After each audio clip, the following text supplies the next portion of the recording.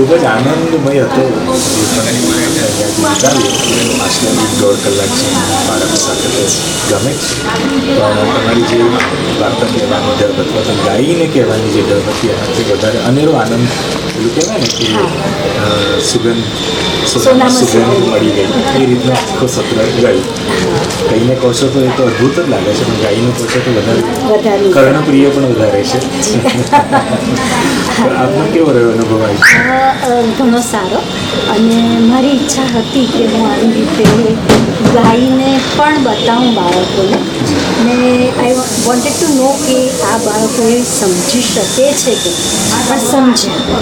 અને મને હતું કે કદાચ એ લોકોને એમ લાગે કે કંઈક ના, એ લોકો ગાવામાં પણ એટલા જ મને હેલ્પફુલ થયા.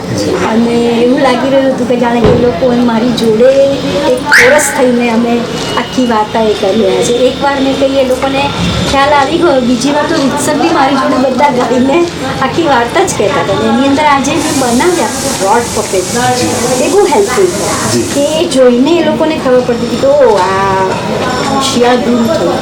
એટલે પછી એ પ્રમાણે જ્યારે મેં એ લોકોને કીધું કે આનાથી તમે વાર્તા કહો તો એ ગાયન સાંભળીને એની ઉપરથી લોકો વાર્તા કરી શક્યા. મને ઘણો આનંદ છે. પણ ગયે વખતે જ્યારે આપણે ક્લાસમાં હતા ઓફકોર્સ બહુ કન્જેસ્ટેડ ને એટલું એ હતું, એટલે આ વખતે આપણે જરા ઓપનમાં સારી સ્પેસ મળે કરીને કર્યું. તો મને એવું લાગ્યું કે જે નાના બાળકો છે અને કેજી લેવલના બાળકોનું કોન્સન્ટ્રેશનનો પ્રોબ્લેમ હોય જ, તો તે બાળકો છે ને તે એટલું ધ્યાન નહોતા આપી શકતા. અને ઓફકોર્સ તમારે લેવલ વાઇઝ જવું પડે, ભલે એક જ વાર્તા હોય પણ એક લેવલમાં એક એના પ્રમાણે કહો અને બીજા લેવલમાં એના પ્રમાણે વાર્તા ગોઠવીને. જો અમે શક્ય હોય કરી શકીએ, કરી શકીએ છીએ કરી શકીએ કે લેવલ વાઇઝ આપણે બાળકોને જો છોડવા પાડીએ તો મને લાગે છે કે ઓલ્ટરનેટ આ લોકોની વાર્તા કે ત્યારે પેલા લોકો એક્ટિવિટી કરે, કારણ કે મોટા બાળકો કલરિંગને બધું ફાસ્ટ કરે, ત્યારે આ લોકો વાર્તા સાંભળે. એવું ઓલ્ટરનેટ આપણે કોઈ ગોઠવીને જો કરી શકતા હોય તો મને લાગે છે વધારે ઇફેક્ટિવ અને બાળકોનો રિસ્પોન્સ કદાચ વધારે મળે અને એ લોકોની સમજણ પણ વધારે થાય એવું મારું બહાર થોડું આવ્યા કે થોડા ડિસ્ટ્રેક્શન્સ પણ હતા આજુબાજુના માહોલમાં, પણ આપણે ઓપ્શન બંને ટફ હતા આપણા. આપણે આઈધર ઓરમાંથી કોઈ પસંદ કરવાનું હતું. એટલે જ છે આપણે વર્કઆઉટ કરીને આપણે જે સુઝાવ આપ્યો છે વિચારીને બીજા બધાનું પણ કારણ કે મને ખબર નથી કે શું થાય ને શું આ બધામાં થોડું મને ઓછું જ્ઞાન છે. પણ આ તો મારું જે મને લાગ્યું કે દરેક વખતે વાર્તા જે હું 2-3 વખતથી કહું છું આ વખતે મને થોડું આમ મજા ના આવે બિકોઝ ઓફ ધીસ ડિસ્ટ્રક્શન. બાકી કોઈ કારણ નહોતું. બચ્ચાઓનો તો બહુ સરસ રિસ્પોન્સ હતો, પણ જે ડિસ્ટ્રક્શન તમે સાંભળનારને તો થાય પણ કહેનારને પણ જરાક થાય કે આ કંઈક મજા નથી આવી રહી. બસ એટલું જ થયું. બાકી તો આઈ એન્જોય કર્યા. અને જે લોકો ટેવાયેલા છે કે જ્યાં બધી આશીર્વાદ સેન્ટરમાં છે જ્યાં બહાર જ થતા હોય છે એ લોકો આ માહોલથી ટેવાયેલા છે, એ લોકોને પ્રોબ્લેમ નથી થતો. સરળ શું છે રૂમમાં જ બેસીને પડશે કે આજે એકદમ બહાર આવીને એટલા માટે વધારે જે ભારત બેસીને ભણતા હોય ને એ લોકોને વાંધો ના આવે, રોજનું હોય થયા જ કરે. આ લોકોને જરા એ થાય. અને જ્યારે તમે કોઈ પ્રોગ્રામમાં પણ જોયું હશે કોઈ સિંગર ગાતું અને બધા ગણગણતા હોય તો એ સિંગરના ગાવાના પર પણ ઇફેક્ટ પડે. પછી જો કોઈ વક્તવ્ય આપવા બેઠું હોય ને બધા બરાબર સાંભળતા ના હોય ને વાતો ચીતો ચાલતો તો વક્તવ્ય આપનારને પણ જરાક તકલીફ પડે.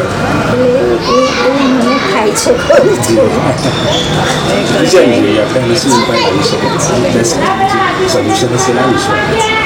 ખૂબ સુંદર રહી. અને કેવું લાગે છે તમને જે વાર્તાની પસંદગી હતી આ બાળકો પહેલાં કાગડા કાગડીની વાત એમને સમજાય એના મૂલ્યો અલગ હતા એ વાર્તા અને આજની વાર્તાના મૂલ્યો અલગ હતા. તો આપણે લાગે છે કે આ બાળકોને? શરૂઆત આપણે જેમ કે એકથી કરીને બગડે પેપર આવે એવું કર્યું તો પહેલી વાર્તા જે હતી જરા ઇઝીલી, હવે બીજી વાર્તા જરાક આપણે વધારે મૂલ્યો વાળીને વધારે શબ્દોની એની અંદર એ અવર જવર રહે એવી રીતની લીધી. તો મને લાગે છે એવી રીતે ઉત્તર આપણે એક પછી એક પગથિયા ચડતા જઈએ તો વાંધો નહીં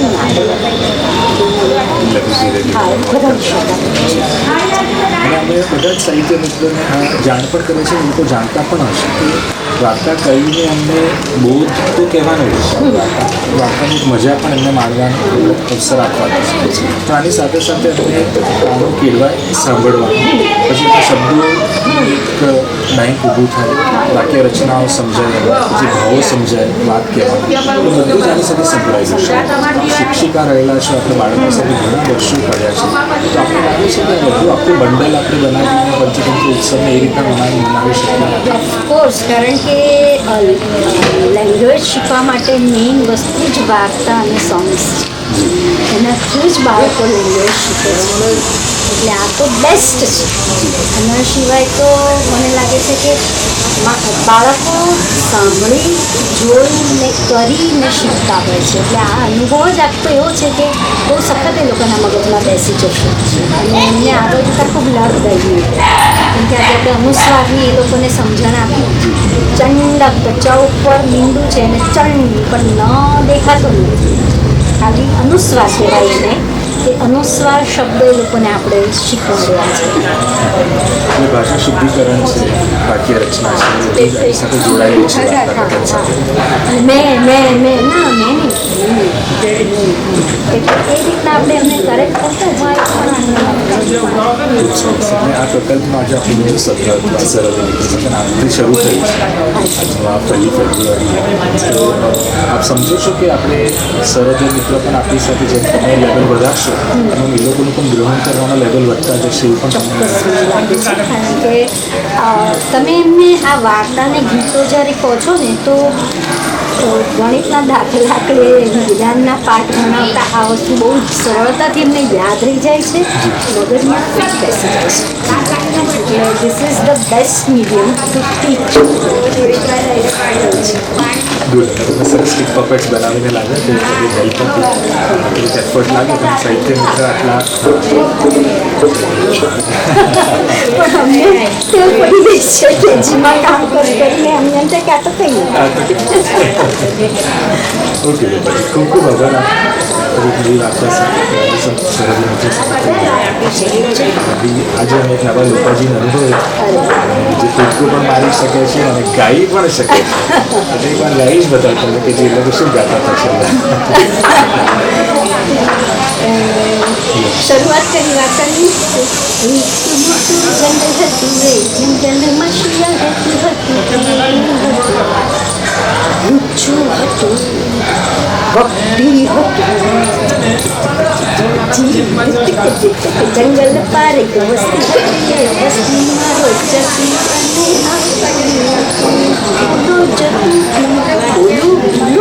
એક દિવસે વસ્તીના કૂતરાઓએ જોઈ એ વળાંક કરીને દોડાવ્યો, પેલા વળાંક કરીને ફેરી લીધું.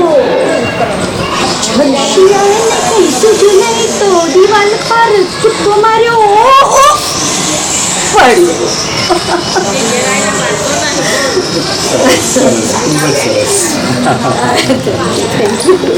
Thank you so much, Lokaji. Wonderful. Thank you.